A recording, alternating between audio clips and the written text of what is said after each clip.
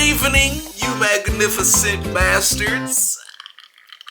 Today we are talking about the pure and absolute downfall that is become incel culture. I believe it's over with. Over the past few years, podcast culture has reached an all-time high and fallen back to an all-time low. These people truly believe you too can have a podcast. Now, originally, you would think that this is a good thing because you'd probably say like, oh, it gives normal people an opportunity to talk about issues and things that truly matter.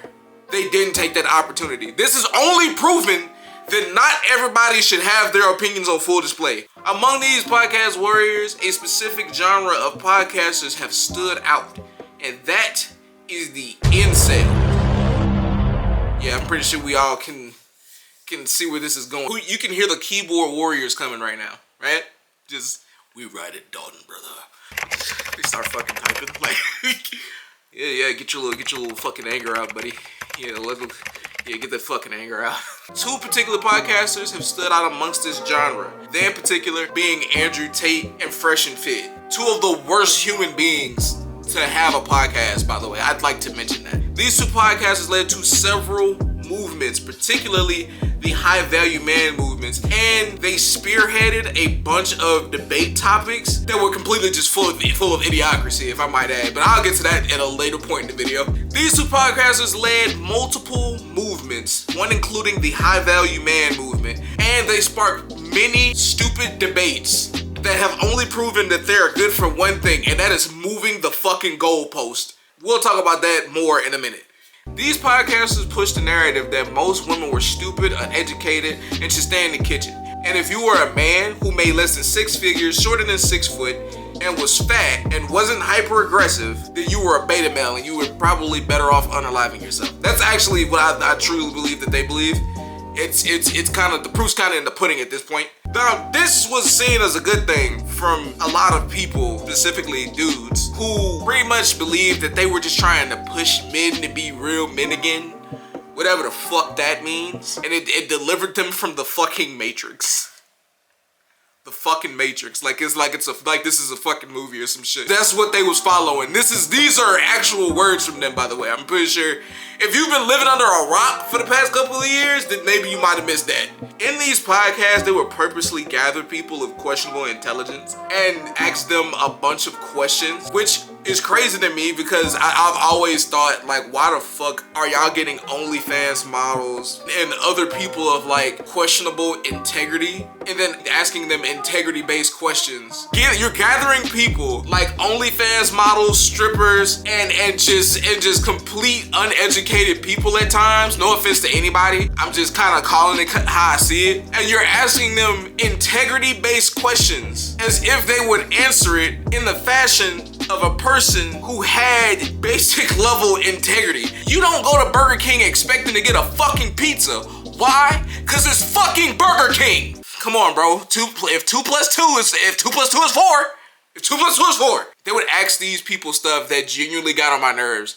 As a supposed traditional man, they would get a traditional answer and they would move the fucking goalpost and shut the woman down. It's like, hey, what do you bring to the table of a relationship? Oh, I cook, I clean, I take care of kids, I'm a nurturer. Wow, so you're a traditional woman. Yeah, what the fuck that gotta do with me? I can cook and clean for myself. The fuck I need you for?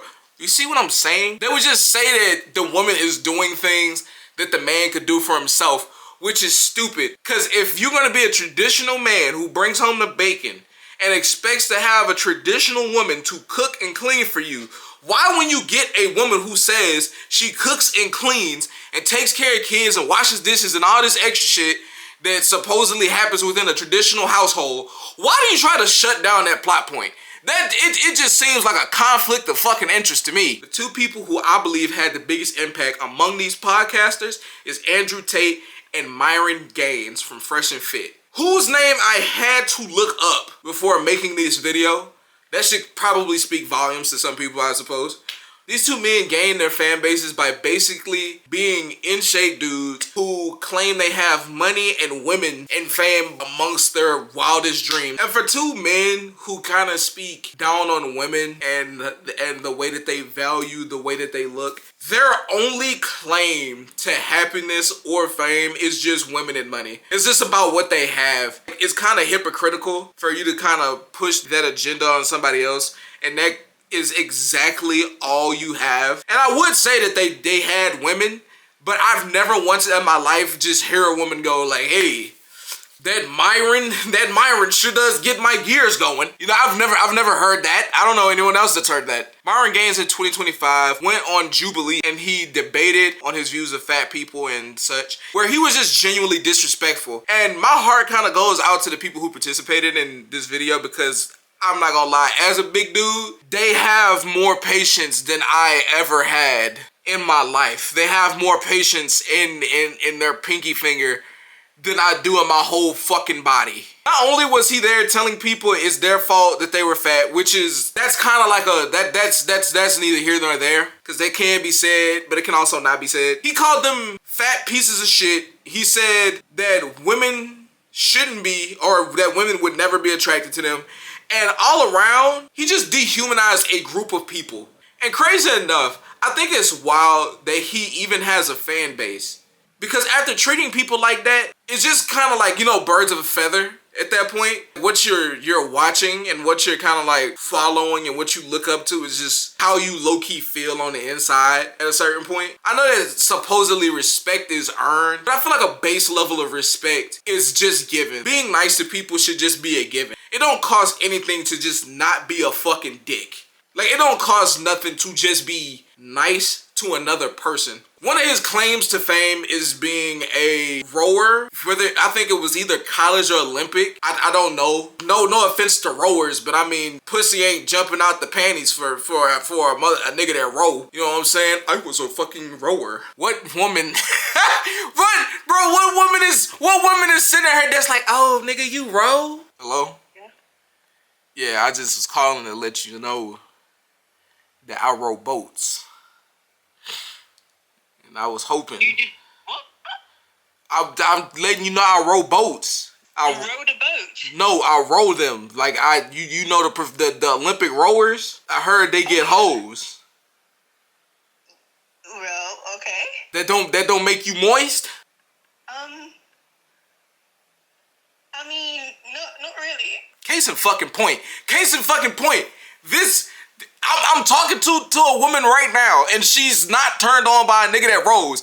So his claim to women and money is the dumbest shit on fucking earth. Andrew Tate has shared similar, if not the exact same views as Myron Gaines, calling himself Top G or the king of toxic masculinity, and just basically spreading fake rumors of his life story from what I've seen. Among his real rumors, although a real fact is that he was a professional kickboxer. With, at this time looking up, he had a record of 76 fights and 9 wins, which is good. That's actually a lot better than what I thought he would have done, but it doesn't seem as impressive in the grand scheme of everything, because he just had a fight with Chase Demore, and Chase beat the shit out of him. And for reference, this is the clip that Chase is fucking known for. Jeez, I like that.